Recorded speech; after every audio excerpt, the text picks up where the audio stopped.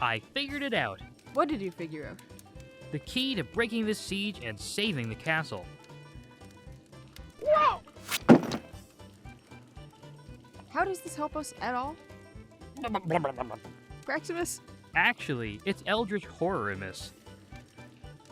No, that doesn't roll off the tongue at all. You're Fishermus.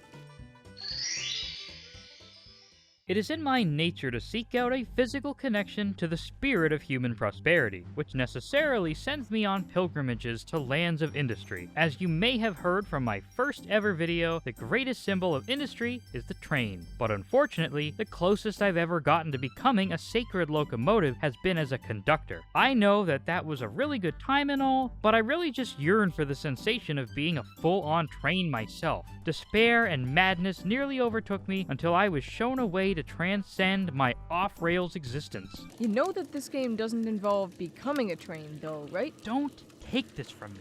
Railgods is a game where you emerge from a nap and form an intimate bond with the Lovecraftian love child of Cthulhu and Thomas the Tank, a pairing that we have to assume was not mutually enjoyable.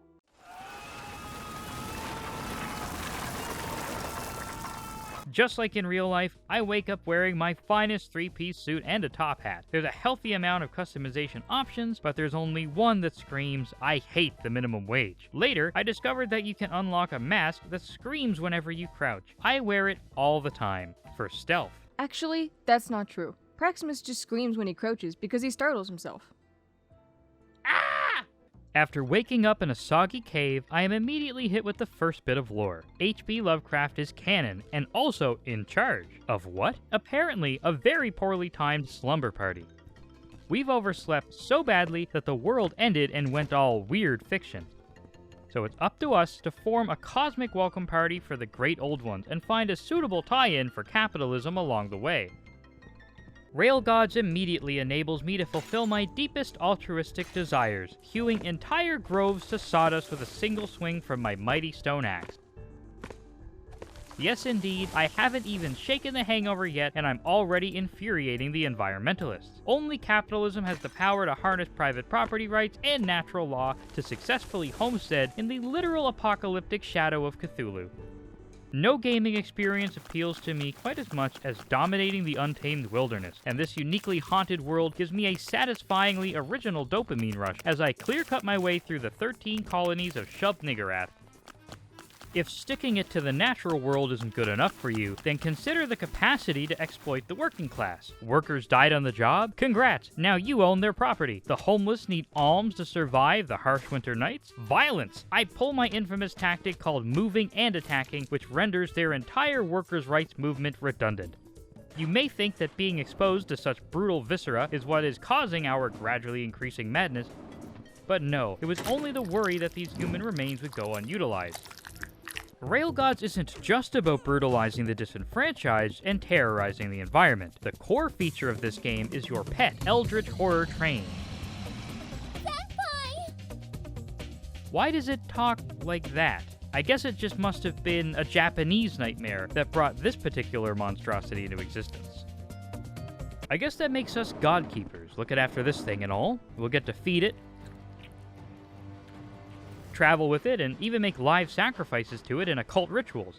This is the best Tamagotchi ever. After sacrificing 5 shrieking fishmen, my Railgod blessed me with a spell that turns the means of production into fireballs, which is great because I have been hoarding so many means of production. But before we get too ahead of ourselves, we must first complete the tutorial. After spending an embarrassing amount of time trying to figure out how to complete this mandatory building tutorial, only to discover that a pile of wooden planks was waiting for me in a chest the whole time, I'm ready to go start building my own homestead. You see, there was 2 chests. One had the supplies I needed, and the other one was empty. After I found the first one was empty, I just stopped looking. Finally, we got some walls, and we're feeling even cozier. The security and the safety of my mobile home fills me with a sense that something is missing, and the groaning, whispering sounds coming from the forest fill me with inspiration. There must be beings out there doing fishy nonsense and generally being mentally unwell, which means that I should get a rope and go tie some of them up, you know, to guide them to a better way of life. Consent doesn't matter when you know what's best for others. All the cool survival crafting games got base building, and Railgods is no exception, but our base is on wheels. This bad boy is at least 30% wider than a normal train and literally does the hard work for you. I know what you Marxists are thinking. Free labor? This must be exploitation. But no, we actually feed our lively locomotive the flesh of our fallen victims, so this is a mutually beneficial arrangement entered into voluntarily. You can attach carriages to your faithful, tentacled companion, each with their own specialization and strategic advantages. Your base isn't just a stack of cubes, it's a mobile, sentient fortress, fully customized by you, the deranged flesh conductor of progress. And yes, it's completely OSHA certified. One of my favorite resources is the madness you accumulate while out in the field. It causes hallucinations, obscures your inventory and minimap, and generally just makes life miserable. But here's the twist. You can deposit that madness into your Railgod, leveling up your spells and unlocking new ones to help fuel your deranged ascent to power. It's a little like therapy, but instead of talking about your problems, you set them on fire and feed them to a demonic train. Pretty radical. Learning a new crafting system just wouldn't feel right without a spectral parrot squawking in my ear about some Necronomicon or whatever. What's that? Polly wants the maddening eldritch knowledge of the outer gods? Nothing makes base building cozier than a floating parrot lich quoting apocalyptic scripture while I hammer planks. Everything about this world screams potential to me. The endless acres of unowned land, seductively yearning for the masculine caress of a homesteading colonist. The wandering bands of collectivist parasites readily surrendering their bodies to be used as fuel for my rejuvenating journey across the land. It's a beautiful tapestry of opportunity and viscera. I have deemed your ability to delay gratification inadequate, and your lack of an individual identity offensive. Therefore, your flesh shall fuel my locomotive. If we're gonna harvest flesh, we need to hit all the popular vacation spots, like the beach. Ah yes, the beach. Even in the weirdness of the post-apocalypse, people will find the time for some sunbathing. It's no surprise that virtually every outpost and settlement is coastal, and populated with all kinds of extremely disgusting individuals. Even Nyarlathotep is catching some rain. Take these reefer guys, for example. Tentacles coming out of their stomachs, attacks based entirely on projectile vomiting. Even the most bleeding heart humanitarian would admit that this freak deserves to be broken down into his component parts. Whether it be lighthouses, industrial port towns, foggy forests, or ancient ruins, you're going to find a lot of faces that only an elder god could love. It's not really obvious to me where the insane cultists end and the cosmic monsters begin, but I'm excited to announce that all of them are equally eligible for consumption by our Railgod. Combat is made considerably easier by our access to magic. Indeed, our Railgod bestows upon us various spells with which to smite the hideous, all with generously short cooldowns. We could expand our arsenal of delightfully devastating tricks by capturing creatures alive and sacrificing them to the various gods, like Hysterra, who is the king in yellow in my headcanon, or Yog-Sothoth, who would also be proud. Given the monumental effort required to clear-cut an entire haunted forest, while Zothamog's most gelatinous admirers projectile vomit in our direction, I decided to call in reinforcements. After all, capitalism thrives when labor is divided, and madness is more manageable when it's shared. Alright, take that. Oh. No, I got it.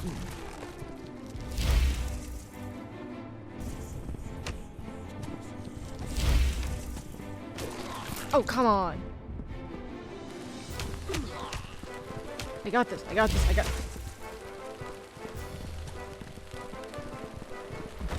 No!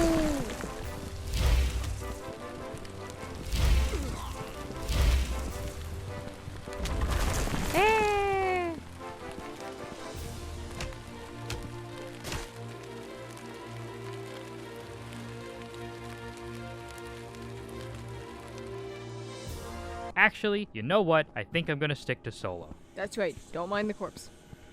Traveling along the old rusty rails of Backwater, Rhode Island gives you the opportunity to meet lots of interesting characters, like Ron the mechanic, who is shockingly open to casual conversation considering the fishy situation unfolding around him. He tells us to go find his identical twin Jeremy based on the advice, just look in caves, bro. So we hop on the train, full steam ahead, and only a few minutes later we find a location that is marked as having a cave, which doesn't take too long to find after we disembark.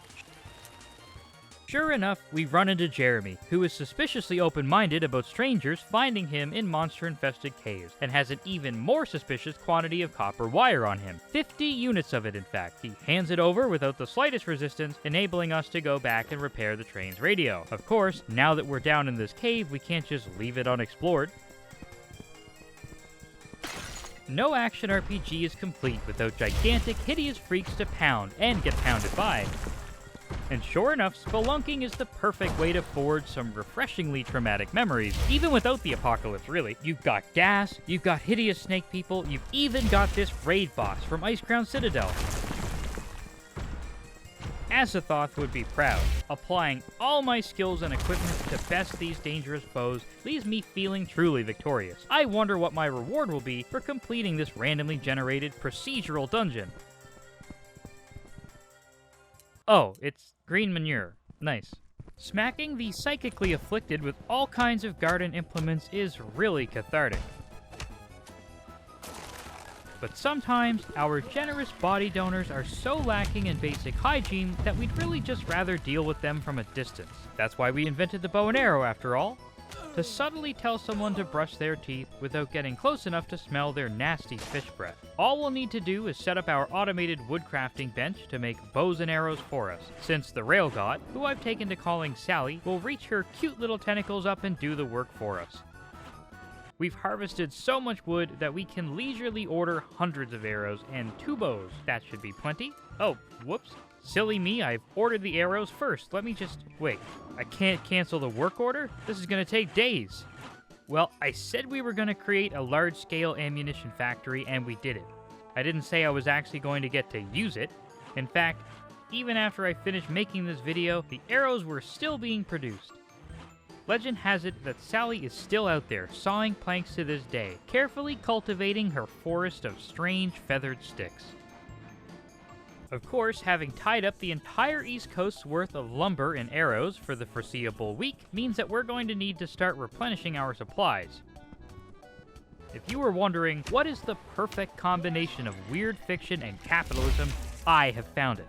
This game allows you to turn your appendages into terrifying tentacles that suck the resources directly out of the environment and into your inventory. This is the perfection of eldritch horror and laissez-faire, mutating your body into slimy worms that convert the natural world into private property. My arm has become the body horror supply chain, complete with maddeningly disgusting sound effects and quarterly growth targets. It's diabolically delicious. You bet your ass that if I could do this in real life, I'd be in octopus mode 24/7. As I frolic to and fro, slurping up the natural vitality of the land with my gluttonous sucklers, it is inevitable that further caves will be encountered. Once I see the gaping entrance into the world's bosom and bowels, I simply cannot resist and dive in head first, landing at the feet of... Jeremy? Again? The purpose of this individual has become clear. He exists so that I can get 50 copper wires every time I enter a cave. Thank you, Jeremy, you beautiful sibling of Ron's. Now I am completely convinced that Jeremy is no ordinary man, no sir. He is the most horrifying creature in this entire game. For you see, his body hair grows out in the form of copper wires, endlessly curling and poking and conducting electricity. Chased away by even the deep ones, he lives his days out in caves, trimming and spinning his arm hairs into useful radio components. Of course, the rest of the time I spend in this cave is brutal and miserable, mostly getting squashed and squished over and over again because I keep forgetting how long the dodge roll cooldown is. Having used Jeremy's wire hairs to fix the radio, I made contact with what's left of civilization. A city mostly populated by animals, plus a handful of deeply unpleasant humans. Every single one of them has a quest, and every single one of them delivers it the exact same way. Complain first, and then ask for help. It's like the NPC life cycle. Birth, whining, side quest. It's like they've all made peace with the end of the world, as long as someone else handles it. I came here hoping for direction, and what I found was a furry HOA. And yet, somehow, it's perfect. I've built a mobile fortress powered by madness, harvested the flesh of fishmen for a sentient train, and I've screamed at more plants than I can reasonably explain. Railgods is weird, wild, and unlike anything I've ever played, and I mean that in the best possible way. Do you share my craving for eldritch horrors, unethical labor practices, and a sentient train that runs on existential dread and human meat? Of course you do. Railgods of Hysterra is available now in early access on PC. Join me in this beautiful, cursed journey where industry meets insanity. Build your mobile fortress, sacrifice some villagers, and feed your ever-hungry rail beast in a world where OSHA regulations have been devoured by the void. Download Railgods on Steam before the universe collapses under the weight of its own capitalist contradictions. Click the link below. Do it for Abdul Al-Hazred. He believes in you. Sort of.